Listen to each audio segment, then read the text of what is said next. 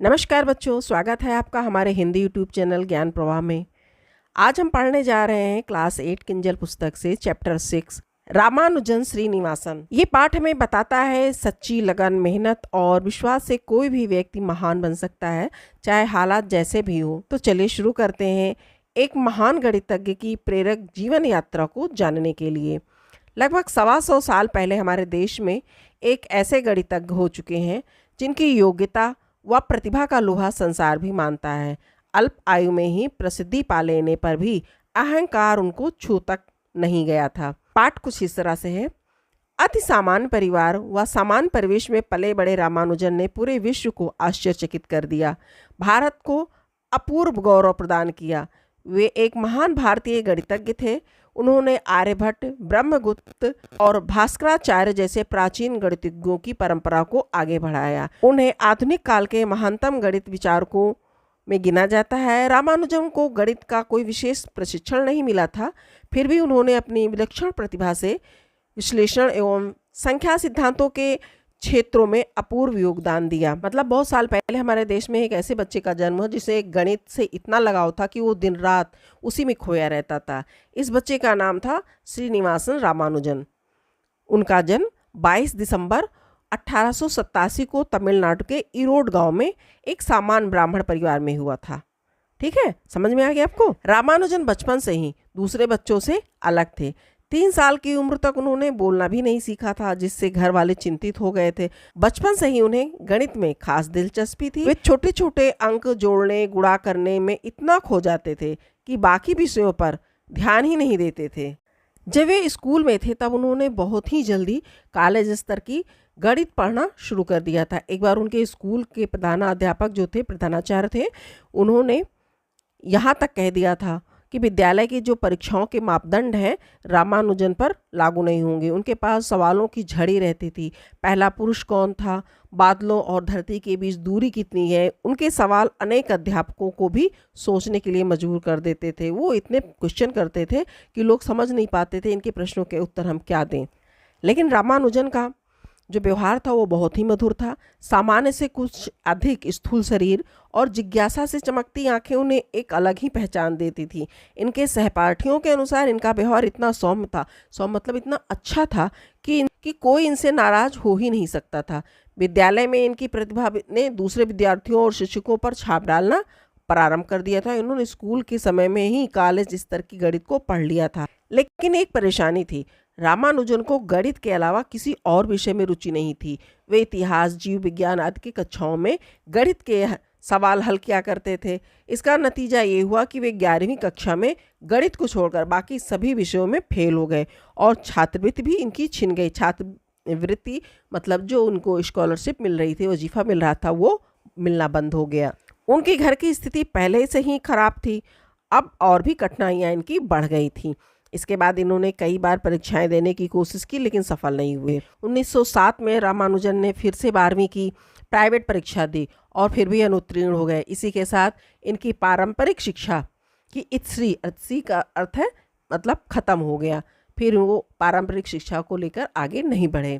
विद्यालय छोड़ने के बाद 5 वर्षों का समय इनके लिए बहुत ही हताशा से भरा था। हताशा अर्थात निराशा से भरा हुआ था। लेकिन इन्होंने हार नहीं मानी। उन्हें गणित से बहुत प्रेम था।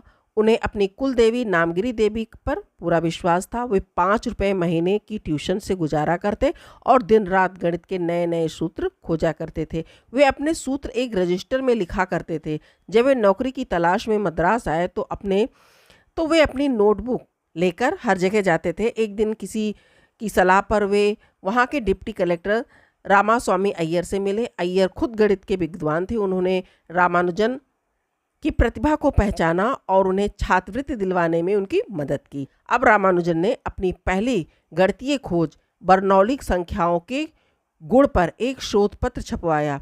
फिर उन्हें मद्रास पोर्ट ट्रस्ट में नौकरी मिल गई, लेकिन वे रात को जागकर गणित के नए सूत्रों पर काम करते थे। खड़िया और स्लेट की आवाज़ से घर वाले सो नहीं पाते थे। रामानुजन की खोजों को पहचान दिलाने के लिए उनके शुभचिंतकों ने उनके सूत्रों को लंदन के गणितज्ञों को भेजा। अधिकतर ने तो कोई विशेष उत्तर नहीं दिया, पर एक महान गणितज्ञ प्रोफेसर G.H. हार्डी ने जब रामानुजन का काम देखा तो दंग रह गए। उन्होंने रामानुजन को कैम्ब्रिज विश्वविद्यालय आने का निमंत्रण भेजा। पहले तो रामानुजन ने मना कर दिया, लेकिन अंत में हार्डी के प्रयासों से इंग्लैंड भी गए। इंग्लैंड में उन्होंने हार्डी के साथ कई उच्च स्तरीय शोध किए। कैम्ब्रिज यूनिवर्सिटी ने उन्हें बीए की डिग्री भी दी। वे इतने महान हो गए कि उन्हें रॉयल सोसाइटी का सदस्य और ट्रिनिटी कॉलेज का फेलो घोषित कर दिया गया। ये एक भारतीय के लिए बहुत बड़ी उपलब्धि थी, खास करके उस समय जब भारत परतंत्र था, गुलाम था। लेकिन इंग्लैंड की ठंडी जलवायु और खान पान उनके स्वास्थ्य के अनुकूल नहीं थी। वहाँ का जो एनवायरनमेंट था उनके लिए सही नहीं था। उन्हें क्षय रोग अर्थात टीबी हो गया। फिर उन्होंने आखिरी समय तक गणित पर काम किया और मॉक थीटा फंक्शन पर काम किया, जो आज कैंसर की समझ में काफ़ी काम आता है। आखिरकार 26 अप्रैल 1920 को मात्र 33 वर्ष की आयु में ये महान गणितज्ञ दुनिया को अलविदा कह गया, अर्थात उनका निधन हो गया। उनका जाना गणित जगत के लिए एक अपूरणीय क्षति था। आज भी उनकी खोजें विज्ञान और गणित में उपयोग हो रही हैं। जन्मजात प्रतिभा के धनी रामानुजन पर भारतवासियों को सदैव गर्व रहेगा। बच्चों, इस कहानी को मैंने शॉर्ट में करके आप लोगों को सुना दिया है। आप लोग चैप्टर को पढ़ लीजिएगा, क्योंकि आपको प्रश्नों के उत्तर इसी से मिलते हैं। तो मैं आपको प्रश्नों के उत्तर दे रही हूँ। आपको सारे अभ्यासकार और प्रश्नों के उत्तर आपको इस वीडियो में मिल जाएंगे। चलिए इसके अभ्यासकार और प्रश्नों के उत्तर लिखते हैं। निम्नलिखित प्रश्नों के उत्तर बताइए। रामानुजन के व्यवहार के विषय में उनके सहपाठी क्या कहते थे? उत्तर, उनके सहपाठियों के अनुसार रामानुजन का व्यवहार इतना सौम्य था कि कोई भी उनसे नाराज नहीं हो सकता था। प्रश्न ख, प्रधानाध्यापक ने रामानुजन के विषय में क्या कहा था? उत्तर, प्रधानाध्यापक ने कहा था कि विद्यालय में होने वाली परीक्षाओं के मापदंड रामानुजन के लिए लागू नहीं होते हैं। प्रश्न ग, किन कारणों से परिवार के सदस्यों की नींद चौपट हो जाती थी? उत्तर, रामानुजन रात में गणित के शोध स्लेट पर लिखते थे। उनकी स्लेट और खड़िए की आवाज़ के कारण परिवार के अन्य सदस्यों की नींद चौपट हो जाती थी। सोचो और लिखो, ये आपको सोचकर लिखना है। क्या अभावों के बीच प्रतिभा का विकास संभव है? जरूर संभव है। हाँ, अभाव के बीच भी प्रतिभा का विकास संभव है। इसका सबसे बड़ा उदाहरण रामानुजन है, जिन्होंने आर्थिक कठिनाइयों और पारंपरिक शिक्षाओं के बाधा के बावजूद अपनी प्रतिभा के बल पर विश्व में गणित के क्षेत्र में अद्वितीय योगदान दिया। लिखित प्रश्नों के उत्तर। निम्नलिखित प्रश्नों के उत्तर लिखिए। प्रश्न का, सिद्ध कीजिए रामानुजन सामान्य बालकों जैसा नहीं था। उत्तर, रामानुजन सामान्य बालकों जैसे नहीं थे क्योंकि वे 3 वर्ष की आयु तक बोल भी नहीं पाए थे, जो उनके परिवार के चिंता का विषय बना। उनके प्रश्नों की जिज्ञासा भी असामान्य थी, जैसे संसार में पहला पुरुष कौन था, पृथ्वी और बादलों के बीच कितनी दूरी है आदि। वे स्कूल के समय में कॉलेज स्तर के गणित हल करते थे। प्रश्न ख, प्रतिभाशाली रामानुजन इंटरमीडिएट की परीक्षा में अनुत्तीर्ण क्यों हो गए? उत्तर, रामानुजन गणित के अलावा अन्य विषयों में रुचि नहीं लेते थे। वे इतिहास और जीव विज्ञान की कक्षाओं में भी गणित हल किया करते थे।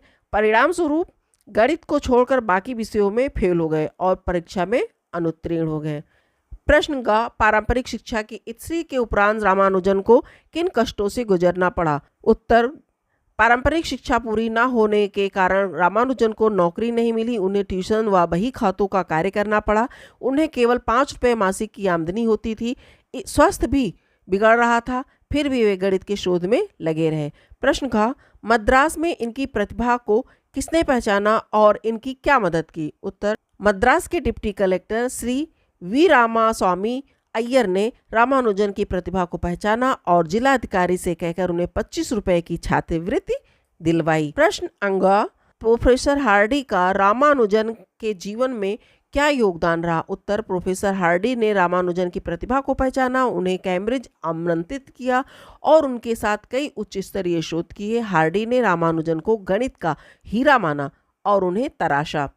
प्रश्न 4, रॉयल सोसाइटी की सदस्यता रामानुजन के लिए किस प्रकार महत्वपूर्ण थी? उत्तर, रॉयल सोसाइटी की सदस्यता रामानुजन के लिए अत्यंत महत्वपूर्ण थी क्योंकि उस समय भारत गुलामी में था और किसी अश्वेत को ये सम्मान मिलना बहुत बड़ी बात थी।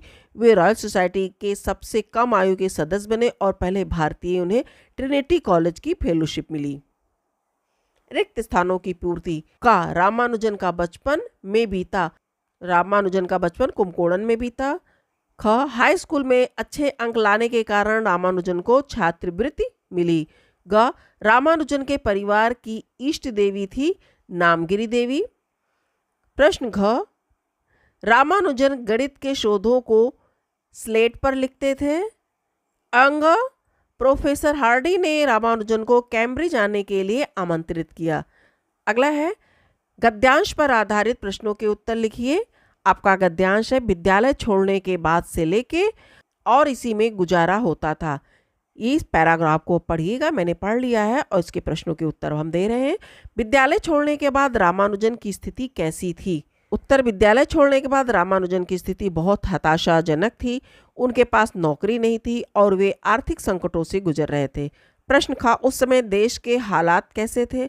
उस समय भारत परतंत्रता की वेड़ियों में जकड़ा था और चारों ओर भयंकर गरीबी फैली हुई थी। प्रश्न गा, विपरीत परिस्थितियों का रामानुजन ने किस प्रकार से सामना किया? रामानुजन ने विपरीत परिस्थितियों में भी गणित और ईश्वर में अटूट विश्वास रखा और 5 रुपए में गुजारा करते हुए अपने शोध कार्य को जारी रखा। प्रश्न का, गद्यांश के 2 विशेषण छांटकर लिखिए। विशेषण में मैंने 2 विशेषण छांटे हैं, भयंकर, अटूट। चौथा है आपका, दिए गए स्थानों में रामानुजन के चारित्रिक विशेषताएं लिखिए। आपको इनके 4, वैसे तो इनके बहुत सारी विशेषताएं हैं लेकिन आपको केवल 4 लिखना है। अत्यंत जिज्ञासु थे, सौम्य और मधुर व्यवहार था इनका, संवेदनशील और धार्मिक प्रवृत्ति थी, प्रतिभाशाली और गणितज्ञ थे। तो ये आपके सभी प्रश्नों के उत्तर और अभ्यास कार्य हैं। अगर ये वीडियो आपके लिए उपयोगी है तो हमें हाइप देना ना भूलिए और हमारे चैनल को सब्सक्राइब जरूर करिए। धन्यवाद।